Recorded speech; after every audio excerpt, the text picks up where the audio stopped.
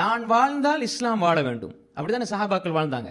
ஏன் Abu Bakr fill ஜன்னா, Umar fill ஜன்னா, உஸ்மான் ஃபில் ஜன்னா, அலி ஃபில் ஜன்னா, தல்ஹா ஃபில் ஜன்னா, ஜுபைர் ஃபில் ஜன்னா, அப்துர் ரஹ்மான் இப்னு அவுஃப் ஃபில் ஜன்னா, அபூ உபைதா இப்னு ஜர்ராஹ் ஃபில் ஜன்னா, சயீத் இப்னு ஸைத் ஃபில் ஜன்னா ரலியல்லாஹு அன்ஹும் அஜ்மஈன், பிலால், ஹன்தலா, உகாஷா, முஆவியா, சாபித் இப்னு கைஸ் இப்னு ஷம்மாஸ், உஸைர் பனி அப்துல் அஷ்ஹல், அப்துல்லாஹ் இப்னு உமர், அப்துல்லாஹ் இப்னு அப்பாஸ், அப்துல்லாஹ் இப்னு அம்ர் இப்னு ஆஸ், அப்துல்லாஹ் இப்னு மஸ்ஊத், அப்துல்லாஹ் இப்னு ஜுபைர், சஅத் இப்னு முஆஸ், சஅத் இப்னு ரபீ, சஅத் இப்னு உபாதா, சஅத் இப்னு அபி வக்காஸ் ரலியல்லாஹு அன்ஹும் அஜ்மஈன்.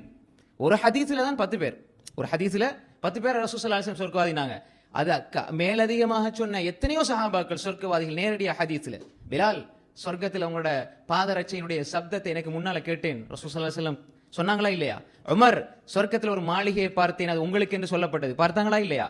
அன்புக்குரிய சகோதரிகளே, அப்படி என்றால் குர்ஆன் சொர்க்கத்தில் ஓதுற சத்தம் கேட்டது. ஹாரிஸா இப்னு நுஅமான் தாய்க்கு பணிவிடை செய்ததனால அந்த பாக்கியத்தை பெற்றார். எல்லாமே சஹீஹான செய்திகள். அப்ப அவங்களுக்கு அது கிடைச்சதே. அப்ப நான்